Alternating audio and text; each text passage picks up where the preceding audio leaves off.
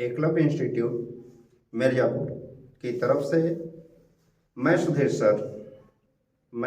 Sir Uttar Pradesh police को विशेष ध्यान में रखते हुए स्पेशल मैथ पर मैं विशेष फोकस करने आया हूँ, जिससे अभी अधिक से अधिक छात्र छात्राओं को लाभ प्राप्त हो सके और हमारी टीम जो इस लगी हुई है, हमारी टीम बनी हुई है यानी लगी हुई है, ये सभी विशेष तौर पर पुलिस पर फोकस किया जाता है कि कम टाइम में अधिक से अधिक हम मैटर को दे सकें, जिससे सभी छात्र छात्राओं को सफलता प्राप्त। यही मेरा अथक प्रयास और माँ विंध्यवासिनी की असीम कृपा से हम सभी लोग इस टीम को यानी इस टीम के माध्यम से हम अपने सहयोगियों के माध्यम से उत्तर प्रदेश पुलिस पर विशेष फोकस करने जा रहे हैं। आज मैं जो बताने जा रहा हूं स्पेशली मैथ पर विशेष फोकस करने जा रहा हूं। देखिए, मैथ का कंसेप्ट हमें जानना है और मैथ के बारे में जानना है, इसलिए फर्स्ट जो स्टेप है मैथ का वह है संख्या और संख्या पद्धति। उस पर आज हम विशेष फोकस देने जा रहे हैं।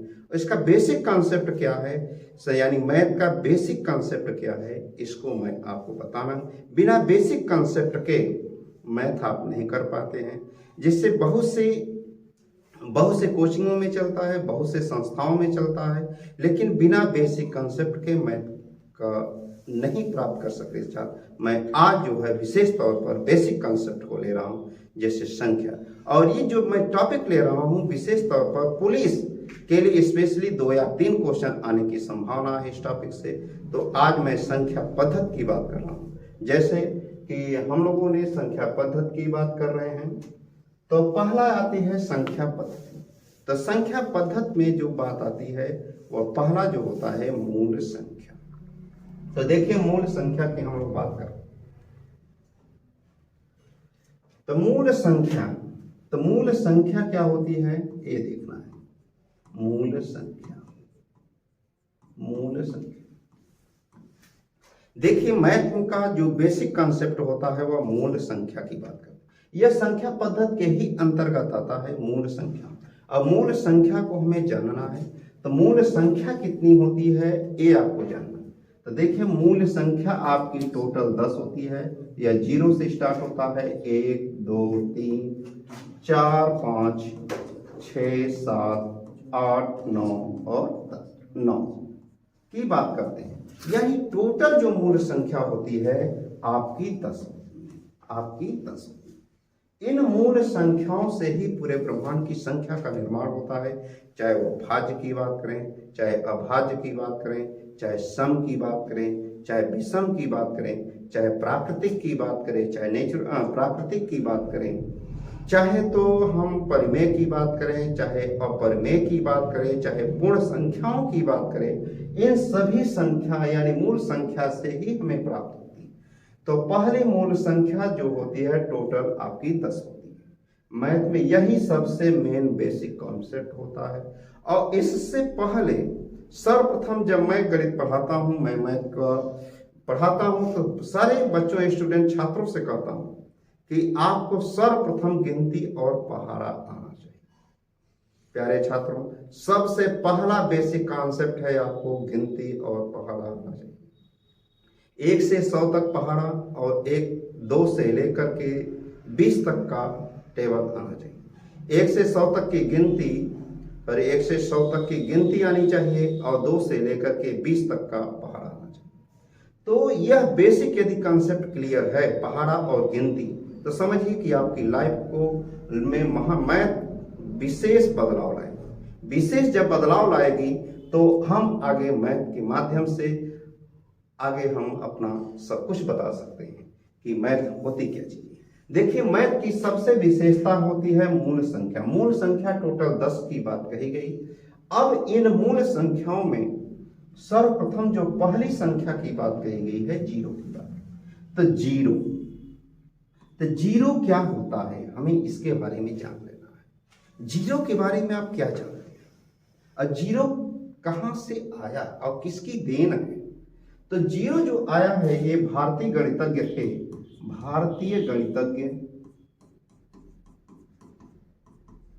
भारतीय गणितज्ञ आर्यभट्ट। भारतीय गणितज्ञ जो है आर्यभट्ट। आर्यभट्ट ने जीरो का आविष्कार किया। ये भारतीय गणितज्ञ नालंदा विश्वविद्यालय के प्रोफेसर, वहीं से गणितज्ञ बने। और यह जो जीरो जो है, एक बार आर्मी के पेपर में जीरो पूछ लिया गया था कि जीरो किस देश की देन है। तो भाई देखिए, जीरो भारत की देन है। जीरो जो है भारत की देन है। तो आपसे भी एक पूछा जा सकता है उत्तर प्रदेश पुलिस में, यूपी टेट, सुपर टेट, और कभी कभी क्या होता है उत्तर प्रदेश पीसीएस में जो सी सेट का पेपर होता है, उस पेपर में जो है संख्या पद्धति से लगभग आपका 3 से 4 क्वेश्चन पूछेगा।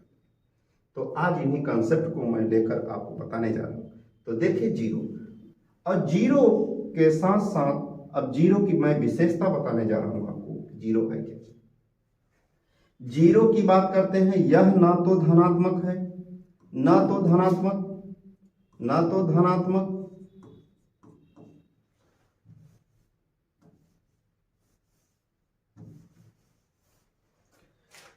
ना तो धनात्मक, ना तो ऋणात्मक, ना तो ऋणात्मक,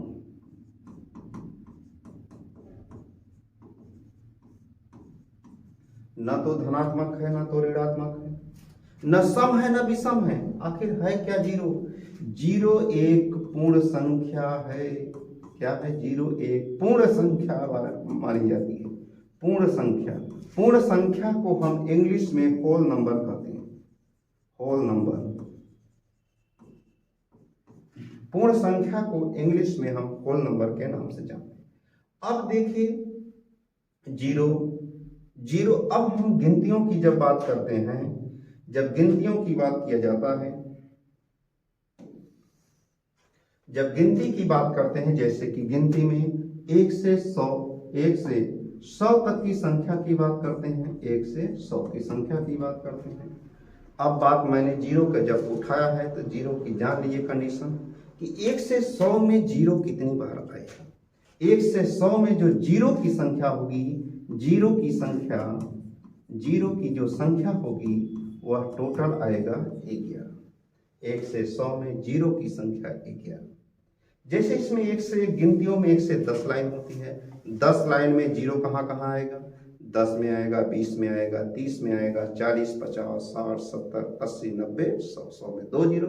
इसलिए टोटल 10 और 1 11, यानी जीरो की संख्या 11। उसके बाद आता है 1 की संख्या। 1 की संख्या की बात किया जाए, 1 की संख्या की जब हम बात करते हैं, जिस तरीके से 1 से 100 में जीरो हमने निकाला, उसी तरह से हम 1 की संख्या की बात करेंगे। जब 1 की बात करेंगे तो 1 की संख्या टोटल आएगी आपका 21। अब बात आती है, जीरो और 1 तो हो जाता है, अब बात हमारी आती है 2, 3, 4, 5, 6, 7, 8, 9। इनकी संख्या कितनी आएगी 1 से 100? इनकी संख्या की जब बात करते हैं, जैसे फॉर एग्जांपल की बात करते हैं, 2, 3, 4, 5, 6, 7, 7 की बात करते हैं, 7 की बात करते हैं, 8, 9। ये जो सभी संख्याएं हैं, ये सभी जो होती हैं 1 से 100 तक की गिनती में 20 बार आएगी, 20 बार आएगी। टोटल ये सभी 20 बार आती हैं। तो आपको पुलिस में और पीसीएस में या टेट, सुपर टेट में यहाँ से स्पेशल क्वेश्चन बनता है कि 2 कितनी बार आएगा, आपका आंसर होगा 20 बार। 3 कितनी बार आएगा, 20 बार। 4 कितनी बार आएगा, 20 बार। 5 कितनी बार, 20 आएगा। इसी तरह से सभी संख्याओं से आपको पूछा जा सकता है कि इनकी संख्या कितनी होगी, 20 बार। अब यहां से ये बात आ जाती है। उसके बाद 1 से 100 में हम अन्य संख्याओं की बात करते हैं, जैसे सम की बात करते हैं, सम की बात करते हैं, विषम की बात करते हैं, अभाज्य की बात करते हैं, भाज्य की बात करते हैं। देखिए 1 से 100 में, 1 से 100 में सम संख्या जो आती है, इवन नंबर हम जिसको कहते हैं सम संख्या, सम संख्या को हम इवन की बात करते हैं, even number. Even number, even number जो होता है 50 होता है। उसी तरह से ऑड नंबर की बात किया, ऑड नंबर मतलब होता है विषम संख्या। जब विषम संख्या की बात किया जाता है तो ये भी आपका 50 होता है। यानी 1 से 100 में 50 सम 50 विषम, चाहे 1000 हो तो उसका आधा सम आधा विषम। जितनी भी संख्या होती है उसका आधा सम आधा विषम होता है। यही पूरे ब्रह्मांड की संख्याओं की बात किया जाता है। इन्हीं संख्याओं से हम भाज्य अभाज्य की बात करेंगे। अब 1 से 100 में ही मैं अभाज्य संख्या की बात करूंगा। अभाज्य संख्या, अभाज्य संख्या देखिए, अभाज्य संख्या क्या होती है? अभाज्य को हम इंग्लिश में प्राइम कहते हैं। Prime, prime number, prime number की बात करते हैं। अब हमें 1 से 100 में ये देखना है, अभाज्य का दूसरा नाम है ऋण। अब अभाज्य का दूसरा नाम है ऋण संख्या। ऋण संख्या की जब बात करते हैं, अभाज्य संख्या या ऋण संख्या की बात करते हैं, यह 1 से 100 में कितनी बार आएगा? इस 1 से 100 में यह टोटल आपका आता है 25। ये आपका टोटल आता है 25। अब बात आती है कि आखिर ये कौन कौन सी संख्या ऋण होती है। आपको एग्जाम्पल के माध्यम से मैं बता दे रहा हूं कि एग्जाम्पल के माध्यम से अभाज्यों की बात कर, जैसे फॉर एग्जाम्पल 2 ले लिए, 3 ले लिए, 5 ले लिए, 7 ले लिए, 11 ले लिए, 13 ले लीजिए, डैश डैश डैश। यानी इसका बेसिक जो कॉन्सेप्ट, यानी इसको जो हम परिभाषा के माध्यम से जानते हैं कि जिसका गुणनखंड 2 और केवल 2, जिसका गुणनखंड 2 और केवल 2। इसका मतलब यह है या तो यह संख्या 1 से कट जाए या स्वयं से कट जाए, या 1 से कट जाए या 3 से कट जाए, या 1 से कट जाए या 5 से कट जाए। तो देखिए इसके 2 केवल गुणनखंड बन रहे हैं, 1 या स्वयं। इस तरीके से 1 से 100 में टोटल जो संख्याएं होती हैं कितनी होती हैं? 25। तो ये अभाज्य आपने जाना, जिसको हम प्राइम की बात करते हैं। उसके बाद 1 से 100 में ही हम भाज्य संख्याओं की बात करेंगे, भाज्य की बात करेंगे। भाज्य संख्या, भाज्य संख्या को हम डिजिवल के नाम से जानते हैं। तो भाज्य संख्या जैसे 1 से 100 में, 1 से 100 में भाज्य कितनी बार आएगा? जैसे 2 का पहाड़ा, 3 का पहाड़ा, 4 का पहाड़ा, 5 का पहाड़ा, 6, 7, इस तरीके से 1 से 100 में भाज्य टोटल जो आता है वह आता है 74। यह यानी 74 जो संख्या होगी वह भाज्य की बात किया, 74 जो है आपका भाज्य की बात किया जाएगा। उसके बाद जो है एक, अब देखिए 74 प्लस 25 99, 74 प्लस 25 जो होता है 99 की बात किया जाएगा। उसके साथ साथ हम जो है एक बचा, एक जो है सबसे छोटी विषम संख्या की बात करते हैं। एक जो है सबसे छोटी विषम है। अगर ये पूछा जाए आपसे, एक सबसे छोटी विषम की बात किया जाता है। अब बात हम करते हैं जैसे कि 2 क्या है? 2 क्या है?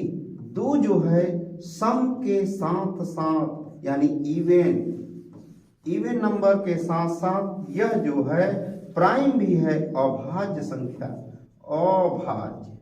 अभाज्य संख्या, अभाज्य संख्या की भी बात करता है, जिसको हम प्राइम की बात करते हैं, प्राइम नंबर की बात करते हैं, प्राइम नंबर की बात करते हैं। अब देखिए एक सबसे छोटी विषम, 2 सम होती है, और इसी को हम अभाज्य प्राइम भी कहते हैं। तो यह जो होता है यह सब TET, super TET, Uttar Pradesh police और पीसीएस के भी इसमें क्वेश्चन की बात करते हैं। तो इसके बाद हम लोग आगे की बात करते हैं।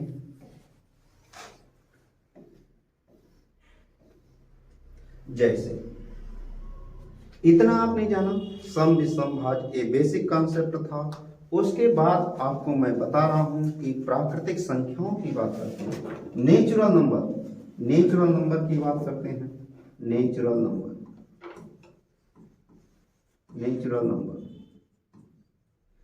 नंबर को प्राकृतिक संख्या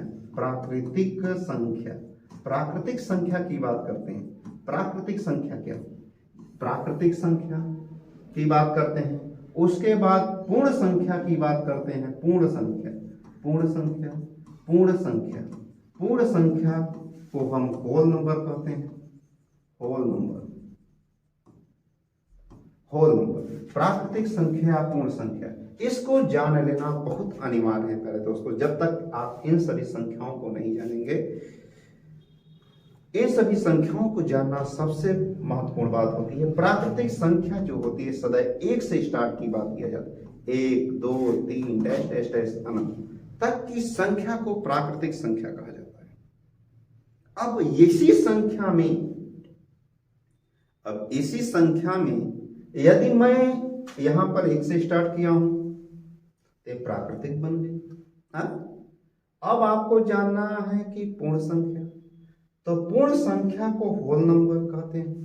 यह जो संख्या की बात किया जाएगा यह 0 से स्टार्ट होता है, 0 1 2 3।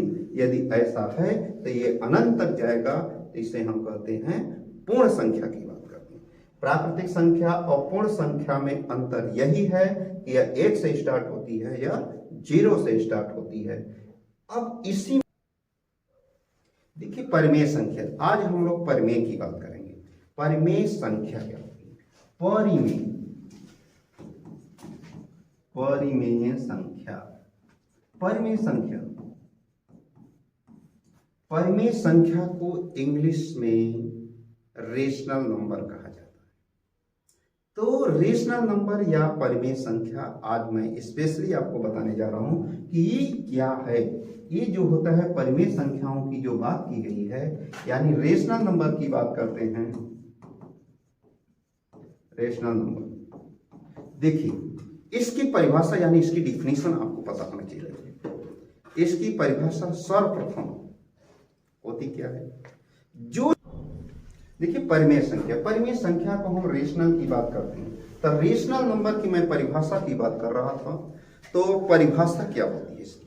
सर्वप्रथम आपको डेफिनेशन याद होनी चाहिए कि मैथ का जब तक डेफिनेशन और बेसिक कॉन्सेप्ट नहीं याद रहेगा सब कुछ बेकार है।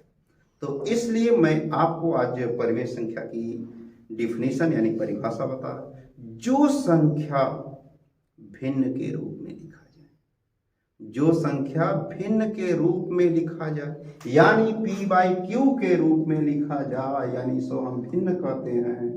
जो संख्या भिन्न के रूप में लिखा जाए यानी p/q के रूप में लिखा जाए उसे परिमेय कहते हैं। सीधी सी बात है। लेकिन एक शर्त है, लेकिन आपका एक शर्त है मैथ की भाषा में। देखिए मैथ में क्या होता है, कंडीशन लगती है, बिना कंडीशन के कुछ नहीं होता है। तो p/q के रूप में जो लिखा जाए, लेकिन q का मान 0 नहीं होना चाहिए, यानी q is not equal to 0, यानी q का मान 0 नहीं होना चाहिए। यही संख्या जो होती है परिमेय। यदि फॉर एग्जाम्पल कह रहे हैं कि आप अच्छा q का मान यदि 0 हो जाए तो क्या कंडीशन होगा? मैं आपको एक एग्जाम्पल के माध्यम से समझा दे रहा हूं कि आखिर q 0 हो जाएगा तो आपकी कंडीशन क्या बनेगी। देखिए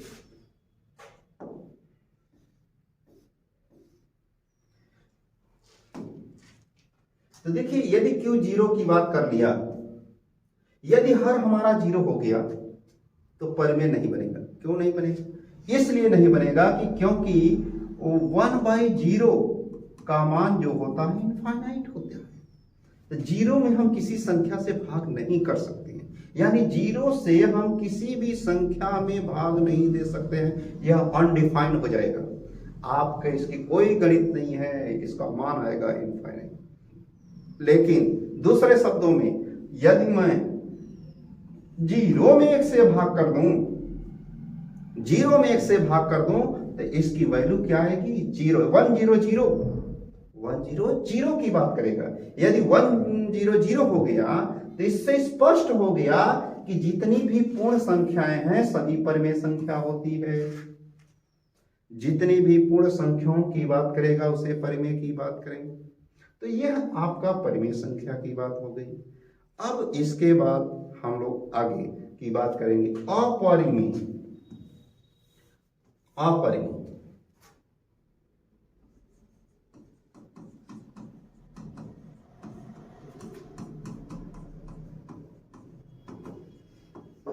इरेशनल नंबर की हम बात करेंगे। देखिए अपरिमेय संख्याओं में परिमेय अपरिमेय, कभी कभी आपसे पूछ लेता है कि अपरिमेय क्या होता है। तो देखिए अपरिमेय की जब हम बात करते हैं, जो संख्या भिन्न के रूप में ना लिखा जाए। आखिर कैसे लिखा जाए भाई, कैसे लिखा जाए कि हमारा ये अपरिमेय दर्शाया जाए। अपरिमेय की बात करते हैं, जैसे फॉर एग्जाम्पल के तौर पर हम आपको बताना चाह रहे हैं कि √2, √3, 2√5 ऐसी कंडीशन आ जाए जिसको हम आसानी से हल ना कर सके, जिसको हम आसानी से हल ना कर सके वह अपरिमेय यानी अनंत की ओर अग्रसित हो रहा है, और जिसको हम आसानी से हल नहीं कर सकते हैं वह संख्या अपरिमेय की बात करते हैं। उसके बाद जैसे कि पाई का मान कभी कभी पूछता है कि पाई क्या है और 22/7 क्या है। ये दो कंडीशन लागू हो जाती है, जिसको आर्यभट्ट ने ही पाई का मान दिया था। तो इसमें जो पाई की वैल्यू होती है वो 22/7 होती है, लेकिन पाई एक अपरिमेय संख्या होता है और 22/7 जो होती है परिमेय संख्या। तो यह अपरिमेय की। उसके बाद आज हम लोग आगे की बात करेंगे। जैसे तो देखिए अब मैंने मूल संख्या का बेसिक कॉन्सेप्ट आपको बता दिया। उसके बाद हमारी संख्या आती है शून्यों की संख्या ज्ञात करना।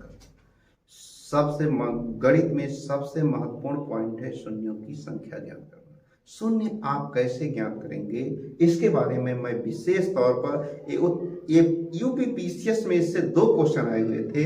यूपी टेट सुपर टेट में तो स्पेशल क्वेश्चन इसका बनता है, आपके उत्तर प्रदेश पुलिस का भी में आने की संभावना है।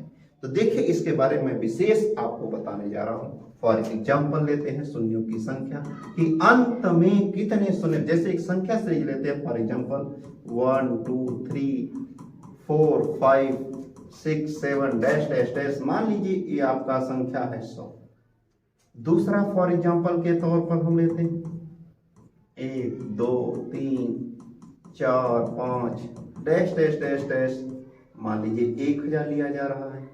तीसरा की बात करते हैं 1 का स्क्वायर, 2 का स्क्वायर, 3 का स्क्वायर, 4 का स्क्वायर डैश डैश डैश। मान लीजिए 500 का स्क्वायर की बात करते हैं।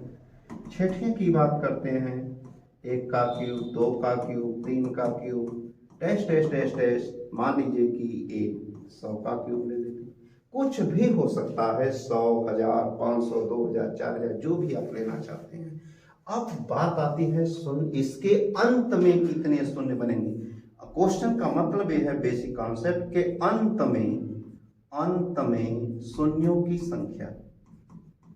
शून्यों की संख्या ज्ञात करना, संख्या ज्ञात करना अंत में, यानी इस संख्या सीरीज के अंत में कुल कितने शून्य बनेंगे। इसका क्वेश्चन का मतलब यह है शून्यों की संख्या मेन बेसिक कॉन्सेप्ट था, लेकिन हमें यह दिखाना है 1 से 100 के अंत में अब गुणा करते हैं तो इसके लास्ट में कितने शून्य बनेंगे। 1 से 1000 तक आप गुणा करेंगे तो इसके अंत में 1 से स्क्वायर के 500। तो ये हमारा कैलकुलेटर, मोबाइल फोन, लैपटॉप सारा हैंग कर जाएगा इतनी बड़ी संख्याओं का गुणा करना। इतनी बड़ी संख्याओं का गुणा करना बस की बात नहीं। तो इसके लिए मैं आपको एक बेहतरीन से बेहतरीन, अच्छा से अच्छा ट्रिक मैं बताने जा रहा हूं जो कि आप कभी भूल नहीं सकते। देखिए क्या होता है।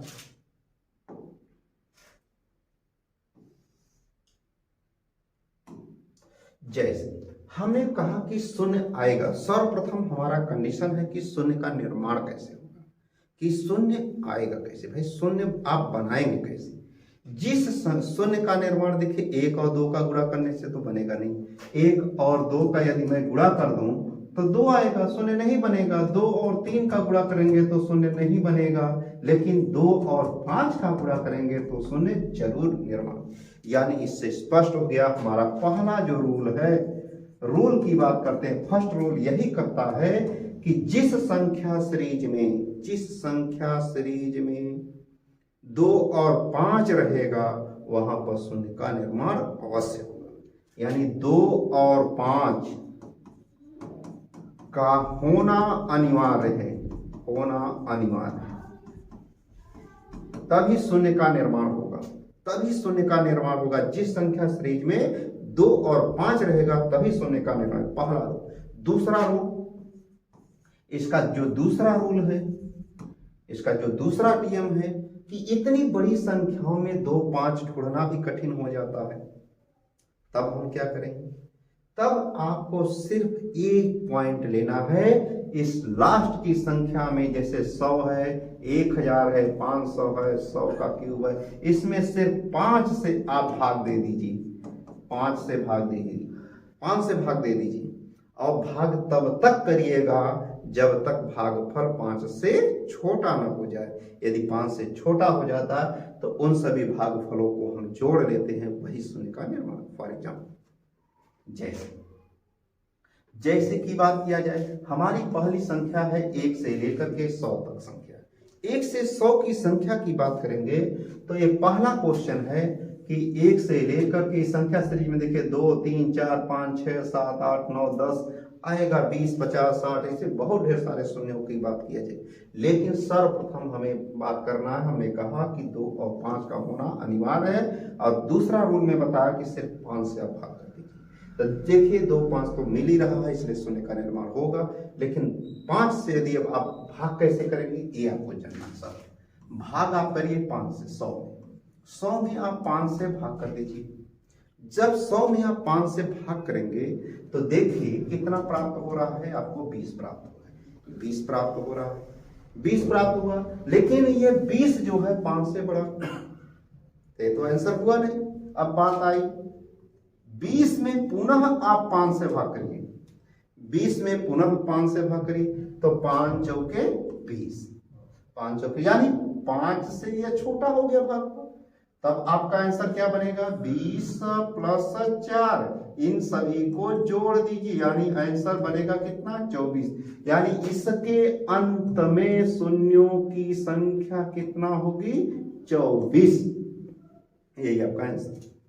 ये आपका उत्तर प्रदेश पीसीएस में एक क्वेश्चन आया था, 5 से लेकर के 50 तक का टेबल दिया था, उसी में पूछ लिया था कि कितने शून्य का निर्माण होगा। तो अगला जो हमारा क्वेश्चन है 1000, एक संख्या सीरीज में 1 से लेकर के 1000 की बात करेंगे। उसके बाद जो है उसी तरह से इसमें भी 5 से आप भाग कर दीजिए, 5 से भाग करते जाइए। लेकिन आपको एक पॉइंट मैं बताने जा रहा हूं, दूसरा 500 स्क्वायर के रूप में।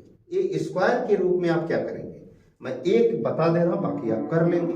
अब देखिए 1 का स्क्वायर में आपका 500 है, 500 का स्क्वायर, लेकिन आप 500 में सिर्फ 5 से भाग करेंगे तो पहला आएगा कितना, 100 आएगा। अब 100 में फिर 5 से भाग करेंगे, हमारा आएगा 20, 20 आएगा, 20 आएगा। उसके बाद 20 में हम पुनः 5 से भाग करेंगे, 4 आएगा।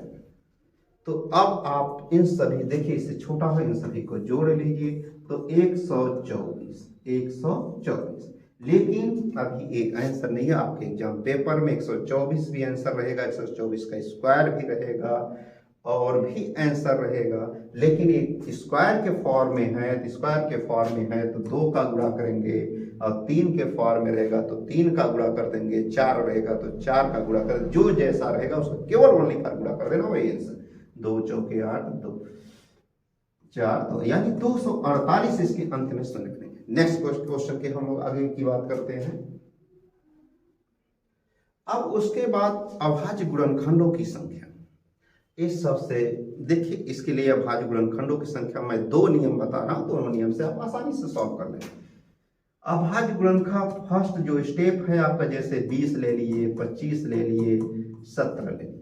दूसरा क्वेश्चन इसका आता है, जैसे कि मान लीजिए 12 का 20 ले लिए, 8 का 12 ले लिए और 10 का 15 ले लिए। कुछ भी आप घात ले सकते हैं, यहाँ कुछ भी हो सकता है। 2 टाइप का इसमें क्वेश्चन बनता है, और दोनों टाइप में ऐसा आपको बता दूंगा कि जिसमें कभी नहीं भूल पाएंगे।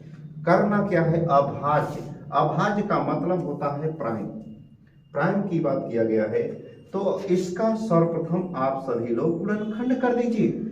गुणनखंड है 20 का, 2 दूना 4 पंचे 20।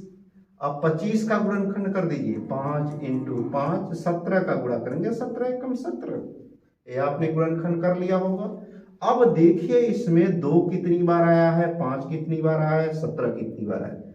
तो इसमें 2 जो है आपका 2 बार आया है, 5 जो है आपका 3 बार आया है, 17 जो है 1 बार। ये आपने गुणनखंड कर लिया और गुणनखंड को घात के रूप में लिख दिया, घात के रूप में लिख दिया, यानी हमने गुणनखंड कर लिया और गुणनखंड को घात के रूप में लिख दिया। जब घात के रूप में लिख दिए तो इन सभी घातों को जोड़ दीजिए, जो आए सो आंसर 3 2 5 1 6, यानी अभाज्य गुणनखंडों की संख्या कितनी होगी 17, 6 अभाज्य गुणन। उसी तरह से ये बेसिक कॉन्सेप्ट है, पहला रूल है, पहला टाइप का है, दूसरा टाइप ए बनता है, आपको वही रूल फॉलो करना है जो मैं यहाँ देखिए। इसमें घातांक का रूल भी लगता है कि जैसे आप जानते हैं घातांक के रूप में या नहीं जानते हैं तो मैं यहाँ बता दे रहा हूँ। एक्स वाई के पावर m है तो आप इसको लिखेंगे क्या, तो एक्स वाई के पावर m को x के पावर m और y के पावर m भी लिखते हैं। तो पहला जो कंडीशन की बात किया गया इसमें जो है 12 का आप गुणनखंड कर दीजिए, 2 दूना 4 3 12 के पावर 20, जो पावर है आप पावर लेके लिखेंगे, 8 को लिख दीजिए, 2 दूना 4 दूना 8, 8 के पावर 12, 10 को लिख सकते हैं 2 इंटू 5 के पावर 15, ये आपने गुणनखंड कर दिया।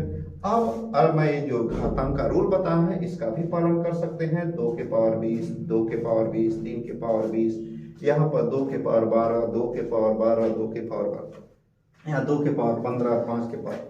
लेकिन मैं आपको और छोटा बताना जा रहा हूँ कि यहाँ 3 संख्या है तो 3 का 20 में गुणा कर दो, तो 3 गुणा 20 मीन्स 60 हो जाएगा, लिखने की आवश्यकता नहीं, 60, यानी इसको लिख सकते हैं, यानी 60 प्लस यहाँ 3 है तो 12 3 36, यहाँ 2 है 15 दूना 30, इन सभी को जोड़ लीजिए, 6 3 3 6 6 12, यानी कुल अभाज्य गुणनखंडों की संख्या 126 होगी, 126 होगी। जैसे यदि आपको ये नहीं समझ में आ कि 3 क्या है तो इसको आप ऐसे भी लिख सकते हैं, 2 के पावर 20, 2 के पावर 20, 3 के पावर 20, पहला स्टेप का हो गया घातांक। दूसरा स्टेप इसी में है, 2 के पावर 12, 2 के पावर 12, 2 के पावर 12। अब इसका स्टेप है 2 के पावर 15, 2 5 के पावर 15। इन सभी घातों को आप क्या करेंगे, जोड़ लीजिए, जोड़ेंगे तो आएगा टोटल 126 रहेगा। यही अभाज्य गुणनखंडों की संख्या है। नेक्स्ट क्वेश्चन की बात करते हैं हम लोग, इकाई अंक ज्ञात करना। देखिए इकाई अंक, इसमें आपको 2 टाइप होता है इकाई अंक ज्ञात करना। तो इकाई अंक ज्ञात करना ये मैथ का सबसे रीढ़ माना जाता है कि सर्वप्रथम हम लोग जब बेसिक क्लासेस में पढ़ते थे, यानी कक्षा नर्सरी 1 2 3, तो इकाई दहाई सैकड़ा हजार ये सब सिखाया जाता है। उन्हीं की आज हम मैथ की भाषा में बताएंगे, यानी आपके कंपटीशन लाइफ में इसको हम कैसे फॉलो करते हैं। देखिए इकाई अंक ज्ञात करना फॉर एग्जाम्पल के माध्यम से, जैसे 2 3 5 7 1, अगला 2 3 1, इसमें इकाई अंक क्या है, तो इसमें पहले इकाई दहाई सैकड़ा हजार 10,000, तो पहला अंक जो होता है इकाई होता है। ये जरूरी नहीं है कि यहाँ पर 1, यहाँ पर आपका 2 भी हो सकता है, 5 के स्थान पर 2 भी हो सकता है, यानी 2 जो है इसका इकाई अंक बनेगा। और इसका इकाई अंक कितना है 1, यहाँ गुणा का निशान है तो 2 में 1 का गुणा कर देंगे तो आंसर क्या आएगा 2। आपको पूरी संख्या का गुणा करने की आवश्यकता नहीं है। उसके बाद दूसरा जो टाइप है एक घात के रूप में होता है, इसको आप जैसे 3 के पावर 71, 2 के पावर 73, कुछ भी आप ले सकते हैं, 17 के पावर 21, आप कुछ भी ले सकते हैं। यहाँ पर बड़ी बड़ी संख्याएं भी लिखा जा सकता है, मैं आपको एग्जाम्पल के माध्यम से दे देंगे। तो अब इन सबका हमें इकाई अंक ज्ञात करना है। आप इसको इकाई अंक कैसे ज्ञात करें, यहाँ पर जोड़ भी हो सकता है, घटाना भी हो सकता है, लेकिन फल नहीं होता है गुणा के रूप में। ये 2 टाइप का बन। तो इकाई अंक ज्ञात करने के लिए आपको एक रूल बता रहा हूं, रूल। तो सर्वप्रथम इकाई अंक ज्ञात करने के लिए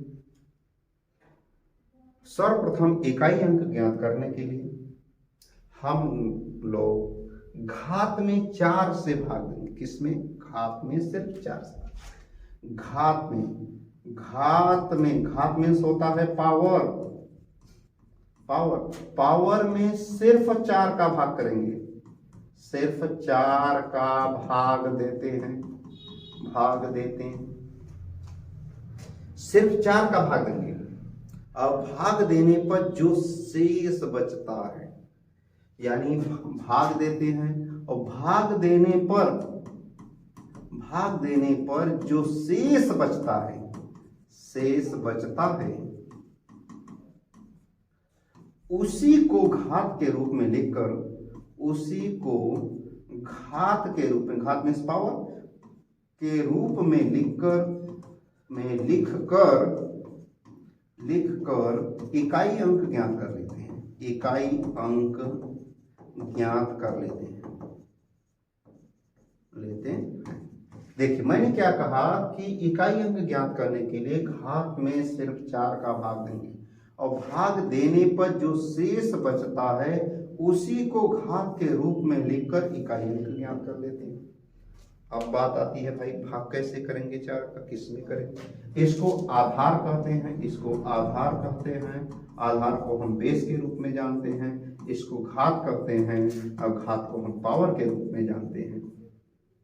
तो हमने कहा कि 4 से घात में भाग करेंगे, तो 71 में आप 4 का भाग कर दीजिए, 4 से भाग कर दीजिए 71 में। आप जानते हैं कि 4 एकम 4, 3 1 4 7 28, यानी 3 शेष बचा, यानी 3 के पावर 3 लिख सकते हैं। इसी तरह से 73 में जब भाग करेंगे तो आपका शेष 1 बचेगा, 18 चौक 72, यानी इसके पावर, यहाँ गुणा का निशान है तो गुणा लिखेंगे, शेष 1 बचेगा। यहाँ पर भी आप 4 का भाग करेंगे तो 4 पंचे 20, यानी 1 शेष बचेगा। इसमें इकाई अंक 7 लेंगे, 7 के पावर 1। अब 3 का क्यूब होता है 27, 2 के पावर 1 मीन्स 2, 7 के पावर मीन्स 7। अब सिर्फ यहाँ से 1, यहाँ से 1, यहाँ से 7 7 49 दूना 98, 49 दूना 98, तो आंसर इकाई अंक क्या आया 8। इसी तरह से हम लोग इकाई अंक की बात करते हैं। यदि मैं इसमें एक और रूल आपको बता दे रहा हूं कि इसमें एक कंडीशन और होती है, यदि कट जाता है, भाग देने पर कुछ नहीं बचता है। यदि आप जैसे कि फॉर एग्जांपल 2 के पावर आ गया 16, यदि आप इसमें कहेंगे सर कि यदि कट जाएगा तो क्या कंडीशन, तो मैं आपको इसमें विशेष कंडीशन बता रहा हूं। देखिए यदि कट जाता है, जैसे 2 के पावर 2 3 4 5 या कुछ भी 4 2 के पावर मान लीजिए यहाँ 240 लिखा, कुछ भी बड़ी पावर हो सकती है, यहाँ से आगे भी बढ़ सकता है। तो यहाँ पर सिर्फ आपको देखना, यहाँ से 1 अंक लेना है, लास्ट से 2 अंक लेना है बड़ी संख्या में। तो यदि ये कट जाता है पूरी तरह से भाग देने पर, जैसे 40 में आप 4 से भाग करेंगे तो ये कट गया, 4 दहा में 40, यानी पूरी तरह से ये पूरी तरह से आपका कट गया, शेष 0 बचा। जब शेष 0 बचता है, कुछ नहीं बचता है, तो आप क्या करेंगे? देखिए जब शेष कुछ नहीं बचता है तो आपको करना क्या है कि जिससे भाग देते हैं, जिस संख्या से भाग देते हैं उसी को घात के रूप में लिख देते हैं। फॉर एग्जांपल मैंने बताया कि इसके पावर 40 है तो 2 आपने भाग किया 4 से और शेष कुछ नहीं बचा, तो 2 के पावर 4 ही लिखेंगे और इसी को हल कर देंगे। 2 के पावर 4 मीन्स होता है 16, और 16 में इकाई अंक क्या आएगा 6, जब शेष कुछ नहीं बचेगा। तो इसी तरह से ये मेरा इकाई अंक ज्ञात है। आगे नेक्स्ट की बात करेंगे, अगला देखिए कंडीशन क्या होता है। अब बात आती है, देखिए अगली हमारा जो क्वेश्चन की बात किया गया है, जो मैं क्वेश्चन आंसर भी आपको बोर्ड पर दे रहा है, ये विशेष उत्तर प्रदेश पुलिस के लिए स्पेशली एक क्वेश्चन है और इसको आपको विशेष अध्ययन के रूप में लेंगे। तो देखिए मैंने लिखा है 200 और 600 के बीच ऐसी कितनी संख्या है, कितनी संख्या है जो 4 5 6 से पूर्णतः विभक्त है। 100 200 के बीच ऐसी कितनी संख्या है जो 4 5 6 से पूर्णतः विभाज्य है। 300 और 500 के बीच ऐसी कितनी संख्या है जो 4 5 6 से पूर्णतः विभक्त है। 4 5 6 से पूर्णतः विभक्त। ये आपका 3 मैं क्वेश्चन दिया हूं, लेकिन मैं आपको ये क्वेश्चन बता रहा हूं, 2 आपके लिए छोड़ दे रहा हूं। आप कल बता देंगे कि सर इसका आंसर ये आया। मैं एक ही क्वेश्चन से आपसे संतुष्ट कर दूंगा कि ये आएंगे। देखिए हमने कहा कि 200 और 600 के बीच ऐसी कितनी संख्या है जो 4 5 6 से विभक्त होती। तो 4 5 6 के स्थान पर आपका 60 भी हो सकता है, यदि 4 5 6 9 दिया होता तो 60 भी हो सकता, कोई भी संख्या हो सकती थी, 8 10 15 50 70 कुछ भी संख्या हो सकती थी। लेकिन आपको करना क्या है, विशेष तौर पर आपका फर्स्ट क्वेश्चन जो है आपका ये है 200 और 600 के बीच ऐसी कितनी संख्या है जो 4 5 6 से पूर्णतः विभक्त हुई। तो 4 5 6 का आप क्या करेंगे, लघुत्तम निकाल लीजिए, एलसीएम। एलसीएम होता है लघुत्तम समापवर्ग, lowest common multiple. Lowest common multiple का तात्पर्य होता है एलसीएम। एलसीएम 4 5 6 से यदि आप क्या करेंगे इसका, तो इसका लघुत्तम आप गुणनखंड के माध्यम से ऐसे भी निकाल सकते हैं। तो इसका लघुत्तम आएगा आपका 60, इसका 60 है। हमें ढूंढना है कि 60 से 200 600 के बीच कितनी संख्या है जो कि कट जाएगी। बहुत कठिन है कि आप 60 का आप 200 से देखिए, 201 202 203 204, ये 600 है तो 599 तक आपको जाना है, 599 तक जाना है, कठिन है। तो आपको मैं एक बेसिक तरीका बता रहा हूं जिससे कि आप समझ जाएंगे। अब देखिए 60 से आप भाग कर दीजिए 200, सिर्फ आप 60 से भाग कर दीजिए 200, पहले कंडीशन इसमें भाग कर, तो 6 3 18 यानी 180 यानी 20 यानी 3 बार भाग गया, कटा नहीं तो कोई बात नहीं, रहने दीजिए। अब दूसरा में भी भाग कर दीजिए 600 में 60 का, ये देखेंगे कि ये पूरी तरह से कट गया, ये 60 दहा में 600 यानी 10 बार ये पूरी तरह से गया, ये पूरी तरह से कट गया, ये पूरी तरह से आपका कट गया। जब ये कट गया तो यहां से आपका 3 आया है और यहां से आपका 10 आया है, ये 10 आया है, तो 10 में से 3 को आप क्या करेंगे, घटा देंगे, तो आया कितना 7। लेकिन पूछा है 200 600 के बीच और हमारी संख्या लास्ट वाली संख्या कट गई, इसलिए आपको एक और घटाना पड़ेगा, इसलिए टोटल इसका आंसर आएगा कितना 6। इसी तरह से यदि नहीं कटता, जैसे फॉर एग्जांपल दूसरा एग्जांपल आपके 100 और 200 के की संख्या तो वही है 4 5 6, 60 से ही भाग करना है, तो 60 से आप 100 में भाग करेंगे तो 60 1 60, 40 आया है तो एक बार गया। दूसरे में जो शेष यदि छोटा है तो रहने देते हैं।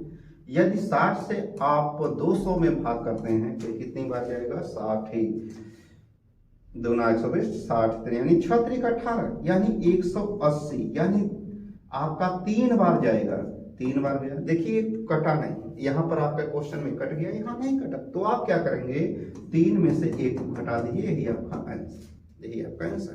यदि कटता तो आपको एक और घटाना पड़ता, नहीं कटा तो आपका आंसर यही होगा, यही आपका आंसर की बात करेंगे। उसके बाद देखिए हम लोग आगे की बात, नेक्स्ट क्वेश्चन की बात करेंगे। अब आप लोग इसको कमेंट बॉक्स में लिख करके हमें भेज देंगे, इसके नेक्स्ट क्वेश्चन की बात करेंगे। अब आपका आता है अगला, इसी में संख्या पद्धति में एक तरह से ये सरली टाइप का क्वेश्चन है, सरलीकरण का भी बेसिक, इसमें सरलीकरण को भी इंक्लूड किया गया, लेकिन इसको सरलीकरण आपको अलग से मैं बेसिक बताऊंगा। तो इसको आप कैसे सॉल्व करेंगे, देखिए 1 में से 1/2 आप घटाते हैं तो क्या आता है भाई, 1/1 में से आधा घटाएंगे तो 1/2 ही आएगा। अब यहाँ देखिए डैश डैश गुणा है, तो 1 में से 1/3 घटाएंगे तो 2/3। अब आपको गुणा करने की आवश्यकता नहीं, देखिए 1 के बाद 2 के बाद क्या आएगा 3, यहाँ 2 3 के बाद 4, ये संख्या सीरीज बन गई आपकी, कहां तक 8 में से गया 7/8। अब ये देखिए ये कटेगा कैसे, ये देखिए कट रहा है ऐसे, जब ऐसे कटेगा, ऐसे कट रहा है तो ऊपर से नीचे कट रहा है, तो इसका अंश में यहाँ बचेगा और हर में यहाँ बचेगा, इसलिए इसका आंसर उल्टा। हम नेक्स्ट क्वेश्चन की बात करते हैं। ऐसा क्वेश्चन आएगा इस तरीके से, यदि ऐसे कटता है तो यहाँ बचता है और नीचे, यहाँ ऊपर बचेगा वहां नीचे।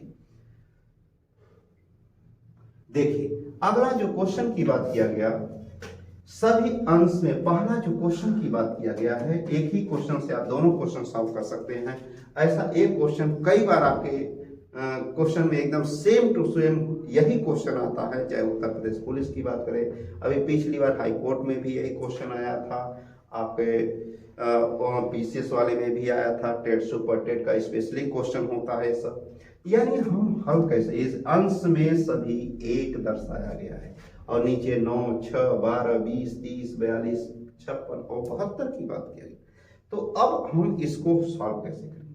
देखिए 9 का गुणनखंड कर लीजिए, 9 का गुणनखंड 3 इंटू 3, 3 त्रिका 9 तो हो गया, लेकिन इसको आप 3 में 3 घटाएंगे तो क्या आएगा? 0 आ गया, तो 1 नहीं आया, 1 नहीं आया, यानी 9 का हम गुणनखंड नहीं कर सकते हैं भाई, 9 का गुणनखंड नहीं कर सकते हैं। दूसरी बात 9 को रहने दीजिए, उसके बाद हम देखिए 1/9, 1/9 का गुणनखंड नहीं हो सकता, इसलिए ज्यों का त्यों इसको लिख दीजिए। लेकिन आप 6 का गुणनखंड कर सकते हैं, जैसे 2 इंटू 3, 2 तिहाई 6, तो 3 में से 2 गया आपका, एक अंश में आ गया। उसी तरह से 12 का कर लेंगे, 3 चौके 12, 20 का कर लेंगे, 4 पंचे 20, 5 छके 30, 6 सते 42, 7 अठे 56, 8 9। लेकिन आप इसका कभी भी लघुत्तम मान लीजिएगा नहीं, लघुत्तम ही करते रह जाएंगे 1 घंटा। इसका सबसे बेसिक कॉन्सेप्ट मैं बता दे रहा हूं, तो इसका 6 का आप सिर्फ गुणनखंड कर लीजिए, 2 तिहाई 6, 3 में से 2 गया, ऊपर भी लिख लीजिए इसी तरह से। अगला जो है 12 की कर लेंगे, 3 चौके 12 की बात कर लेंगे, सबका आप गुणनखंड कर लेंगे, 4 पंचे 20, 5 छके 30 की बात करेंगे, 6 सते 42 की बात करेंगे, 7 अठे 56 की बात करेंगे और 8 9 72 की बात करेंगे। अब इसको आप अलग अलग कर लीजिए, इसका गुणनखंड। जैसे आपने 1/6 लिखा, तो इसको आप 1/2 माइनस 1/3 भी लिखेंगे, तो इसका लघुत्तम लेंगे 6 आएगा, 3 निकल दी, यानी 6 आएगा, 2 तिहाई 6 और 3 दूना 6, यानी 1/6 ही आएगा। इसी तरह से सबको आपको गुणनखंड यानी फैक्टर कर लेना है, ये फैक्टर के माध्यम से हम सॉल्व कर लेंगे। जैसे फॉर एग्जाम्पल 1/9, और इसको लिख सकते हैं 1/2 minus 1/3 plus 1/3 minus 1/4 plus 1/4 minus 1/5 plus 1/5 minus 1/6, 1/6 minus 1/7 plus 1/7 minus 1/8 plus 1/8 minus 1/9। ऐसा हम कर लेंगे और सभी ब्रैकेट को खोल देंगे, देखेंगे कि सभी एक दूसरे से कट जाएगा। माइनस 1/3 प्लस 1/3, 1/4, 1/4, 1/5, ये सभी कट गया एक दूसरे से, कोई बचा नहीं। 1/9 यहाँ से 1/9, तो सिर्फ बचा हमारे पास क्या? 1/2, यही आपका आंसर। ऐसे ही आप इस क्वेश्चन को भी कर लेंगे। 30 का गुणनखंड कर लेंगे, 5 इंटू 6, 42 का कर लेंगे 6 इंटू 7, 56 का कर लेंगे 7 इंटू 8, और फिर इसका आप गुणनखंड करके आप इसी यानी माइनस कर लीजिए और आंसर भी आप लिख सकते हैं। अब नेक्स्ट क्वेश्चन की हम लोग बात करते हैं। देखिए प्राकृतिक संख्याओं का योग, पहला तो हम लोग जोड़ की बात किए थे, सर्वप्रथम हम गिनती और पहाड़ा की बात किए थे, तो आज हम लोग प्राकृतिक संख्याओं का योग। ये तो बहुत रेयर केस में पूछा जाता है, आपके एग्जाम पेपर में नहीं, लेकिन ये बेसिक जानकारी के लिए आपको मैं बता दे रहा हूँ कि प्राकृतिक, यहाँ 2 क्वेश्चन है आपके पास, तो एक साधारण है, एक वर्ग के रूप में, एक वर्ग के रूप में है, एक साधारण क्वेश्चन। तो प्राकृतिक संख्याओं का योग, इस क्वेश्चन को मैं ले रहा हूँ 1 से लेकर के 20 तक की प्राकृतिक संख्याओं का योग। तो प्राकृतिक संख्याओं का योग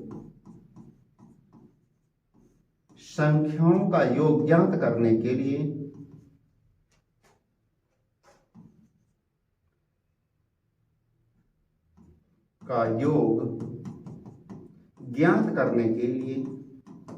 हम n+1/2 का प्रयोग करते हैं।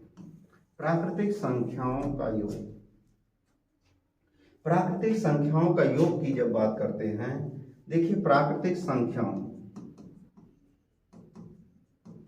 का योग ज्ञात करने के लिए हम इस बेसिक फॉर्मूले का प्रयोग n+1/2 का प्रयोग करते हैं। n मीन्स अंतिम संख्या, जहां n मीन्स अंतिम संख्या, चाहे 20 हो, 50 हो, 100 हो, 2000, 5000, कुछ भी हो, n की जगह हम 20 रखेंगे, 20 रख दीजिए, 20 + 1/2, तो 2 से आप काट दीजिएंगे, 10, 20 और 1 21, 210, ये आपका आंसर। चाहे 100 रहेगा तो 100 का आधा कर देंगे, 50 और 100 101 यानी 50 यानी 5050 आंसर है। अब दूसरा क्वेश्चन इसमें है आपका वर्ग, प्राकृतिक संख्याओं के वर्गों का। तो इसका मैं आपको तरीका वही है, सिर्फ आपको प्राकृतिक संख्या का वर्ग दिखा है और सिर्फ आपको मैं फॉर्मूले का प्रयोग कर दे रहा हूं, आपको कर सकते हैं। प्राकृतिक संख्याओं के वर्गों का योग, प्राकृतिक संख्याओं के वर्गों का योग का जो रूल है ये मैं आपको बता दूं। देखिए, प्राकृतिक संख्याओं के वर्गों का योग n+1 और 2n+1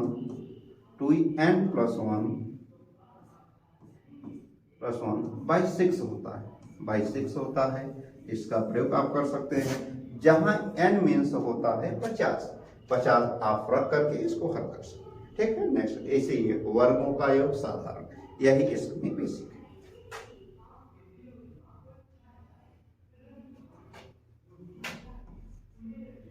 देखिए, यहाँ पर हमें वर्गों का योग ऑलरेडी मैं आपको पिछले क्वेश्चन में बता चुका हूँ। ये आपको मैं एग्जाम्पल के थ्रू दिया हूँ कि एग्जाम्पल में आप इसको कैसे, यदि ऐसा क्वेश्चन आता है तो आप कैसे करेंगे।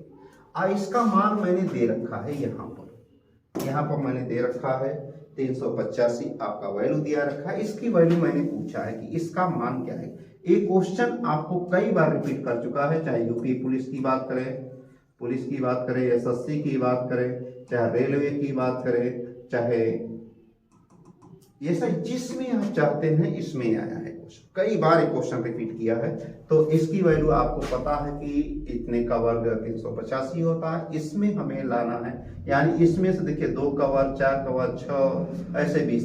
सिर्फ आपको करना क्या है, इसमें सिर्फ 2 स्क्वायर कॉमन ले लीजिए, इसमें सिर्फ 2 का स्क्वायर आप कॉमन ले लीजिए। तो कॉमन ले लेंगे तो यहाँ 1 का वर्ग आ जाएगा, 2 का वर्ग आएगा, 3 का वर्ग आएगा, डैश डैश डैश डैश 10 का वर्ग आ जाएगा। और इसकी वैल्यू मैंने यहाँ पर दे रखा है 385, इसके स्थान पर आप 385 रख दीजिए। 385 और 2 का वर्ग 4 और 4 का गुणा कर दीजिए, जो है सो आंसर।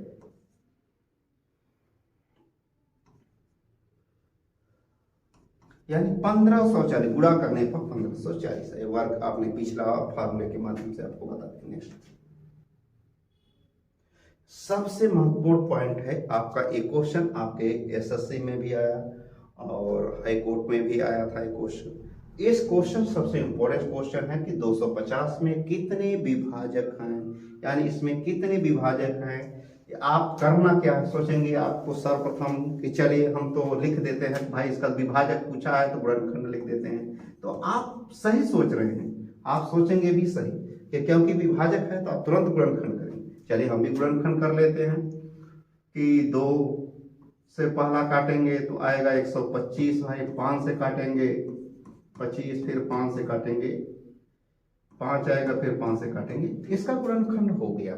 तो गुणनखंड तो हो गया, तो इसको लिखेंगे कि अब आप सोचेंगे 2 5 5 5, ये हो गया इसका गुणनखंड।